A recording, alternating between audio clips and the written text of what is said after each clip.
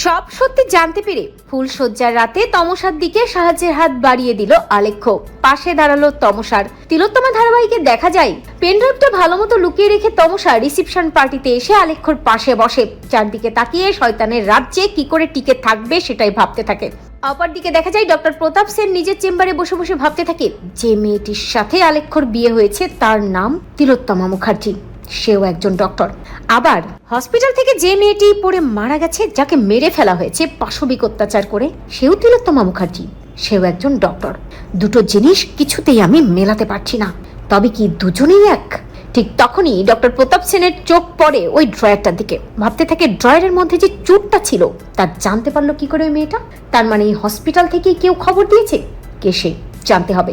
সমু আড়াল থেকে সবটা দেখে এবং মনে মনে ভাবে যে ডক্টর প্রতাপ সেন তাকে সন্দেহ করছে। অপরদিকে দেখা যায় তমসা রিসেপশন পার্টিতে আসার পর একে একে সবাই তমসাকে উইশ করতে থাকে। পাশে আলেখ্য খুব খুশি মনেই থাকে। আলেখ্যর বাবা তমসার বাবাকে এসে বলে স্পেশাল পার্টির আয়োজন করা হয়েছে, এই একটু ড্রিঙ্ক হবে আর কি, আপনি ড্রিঙ্ক করবেন তো? তবে তমসার বাবা আলেখ্যর বাবাকে বলে না, আমি এসব করি না। তমসার কাকা এবং বাড়ির অন্যান্য সবাই জয়েন করলো, তমসার বাবা করে না। নিজের বাবাকে নিয়ে গর্ববোধ করে তমসা। শুরু হয়ে যায় পার্টি। সেখানে নাচ গান হয়, যেটা দেখে তমসা ভাবতে থাকে সে তো একইভাবে নাচতো, শুধুমাত্র নাচের জন্যই তাকে বাড়ি থেকে বের করে দেওয়া হয়েছিল, নাচের জন্যই তার জীবনটা বদলে গিয়েছিল। নাচতে নাচতে একটা সময় একটা মেয়ে তমসার সামনে এসে দাঁড়িয়ে বলে, এ কি তুমি এখানে? চিনতে পারছো না আমাকে? তুমি তো আমাদের সাথেই। অবাক হয়ে যাই আলেখ্য, জানতে চাই কেউ? তুমি চেনো? পৃথা এগিয়ে আসে, জানতে চাই হ্যাঁ তাই তো, চেনো তুমি ওকে? তখনই তমসা বলে পেশেন্ট, আমার পেশেন্ট পার্টি। এই বলেই কথাটা ঘুরিয়ে দেয় আর ঐশী এসে ওই মেয়েটাকে খাবার খাওয়ার জায়গায় নিয়ে চলে যায়। মেয়েটি আর বেশি কথা বাড়াতে পারে না ঠিকই, তবে তমসাকে দেখে অবাক হয়ে যায়। অন্যদিকে আলেখ্যর কাছেও বিষয়টা একটু ঘোলাটে লাগে। অপরদিকে দেখা যায় তমসার বাবাকে যখন সবাই খাওয়ার জন্য অনুরোধ করে, তমসার বাবা সবাইকে বলে যে না, মেয়ের বাড়িতে আমি কিচ্ছু মুখে তুলবো না, এটাই নিয়ম। মেয়ের শ্বশুর বাড়িতে অন্ন জল তুলতে নেই মুখে, আর আমি সেটা খুব ভালোভাবে মেনে চলি। তমসার কাছে গিয়ে তমসার বাবা বলে, শোনো মা, আমি তোমাকে আমার আদর্শে বড় করেছি, আমাকে কথা দাও তুমি এ বাড়ির সবার মুখ উজ্জ্বল করবে আর শ্বশুর শাশুড়ি বাড়ির সবার বাধ্য হয়ে থাকবে।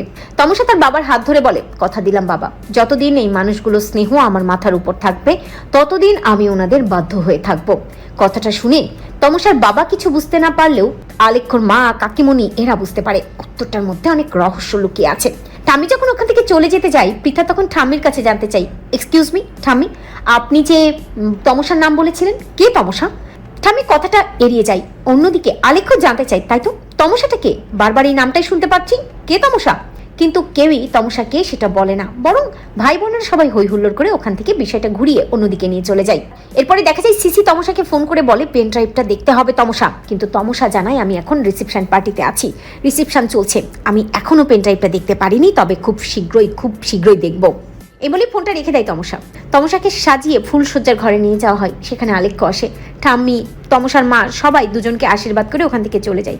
আলেখ্যর বাড়ির লোকজন অর্থাৎ আলেখ্যর কাকিমা, পিসিমণি সবাই তমসাকে বলে, আমাদের বাড়ির ছেলেকে ভালো রাখবে তো? তমসা কাকিমণিকে বলে, যদি আপনাদের বাড়ির ছেলে ভালো হয় তাহলে অবশ্যই ভালো থাকবে আর তাকে ভালো রাখবো। উত্তরটা শুনে কাকিমণি আবার চমকে যায়। তবে সবাই মিলে ফুলশয্যায় একটু দুষ্টু মিষ্টি খুনসুটি করে বেরিয়ে যায় ওখান থেকে। কিন্তু তমসা আলেখ্যকে বলে, আপনার সাথে আমার বেশি দিনের পরিচয় না, খুব একটা ভালো বন্ধুত্বও হয়নি, তাই আমি একটু সময় চেয়ে নিচ্ছি। আশা করি আপনি আমার কথাটা বুঝতে পারছেন, আমরা আলাদা বেড শেয়ার করব। এই বলেই তমসার নিচে ঘুমিয়ে পড়ে। অন্যদিকে আলেখ্য বিছানায় শুয়ে পড়ে। তবে শুয়ে পড়লেও কেউই ঘুমায় না। আলেখ্য ভাবতে থাকে তমসার কথা। ভাবতে থাকে আলেখ্য যে তিলোত্তমা যাকে সে দেখেছিল সে যেন আজকের তিলোত্তমা নয়, দুজনের মধ্যে বেশ পার্থক্য আছে। অন্যদিকে তমসা ভাবতে থাকে সিসি বলেছে পেন ড্রাইভটা দেখতে, আমাকে পেন ড্রাইভটা দেখতেই হবে। মনে হয় আলেখ্য ঘুমিয়ে পড়েছে, আমি এক কাজ করি, চুপি চুপি পেন ড্রাইভটা বের করে ওই পেন ড্রাইভের ফুটেজটা দেখি।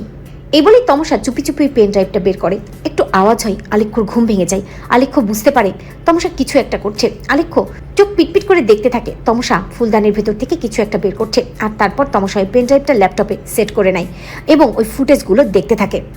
একটা সময় আলেখ্য বিছানা থেকে উঠে পড়ে, যেটা তমসা বুঝতে পারে না, এবং আলেখ্য দাঁড়িয়ে ওই ফুটেজগুলো দেখতে থাকে। আর ওখানে তিলোত্তমার ফুটেজও থাকে, যেটা দেখে অবাক হয়ে যায় আলেখ্য। আলেখ্য বুঝতে পারে যে মেয়েটির সাথে তার বিয়ে হয়েছে সে তিলোত্তমা নয়, তিলোত্তমার সাথে অন্যায় হয়েছে। আলেখ্য তমসাকে বলে, তার মানে তুমি তিলোত্তমা নও? চমকে যায় তমসা, অবাক হয়ে বলে, এ কি, আপনি ঘুমোননি? আলেখ্য তমসাকে বলে, না ঘুমোইনি, আমি বুঝতে পারছিলাম তুমি তিলোত্তমা নাও। তিলোত্তমার সাথে আমার প্রেম ভালোবাসার সম্পর্ক না হলেও একদিনের পরিচয়ে আমি তিলোত্তমাকে চিনতে পেরেছিলাম, কিন্তু তুমি যে তিলোত্তমা নাও সেটা আমি বুঝতে পেরেছি এবার। তিলোত্তমা কোথায় আছে, কেমন আছে, ওর সাথে কি হয়েছে আমি জানতে চাই, আর আমি চাই এর সুষ্ঠু বিচার হোক, অন্যায়কারীরা শাস্তি পাক। এই লড়াইয়ে আমি আছি তোমার পাশে। এই বলে আলেখ্য তমসার দিকে সাহায্যের হাতটা বাড়িয়ে দেয়। আলেখ্যকে দেখে অবাক হয়ে তমসা ভাবতে থাকে, তবে কি এই ছেলেটি নির্দোষ? একে এই সব কিছুর সাথে জড়িয়ে নেই তো? বন্ধুরা, তোমরা এটা চাও তো? এভাবেই যেন তমসার দিকে সাহায্যের হাত বাড়িয়ে দেয় আলেখ্য। কমেন্ট করে জানাতে ভুলো না।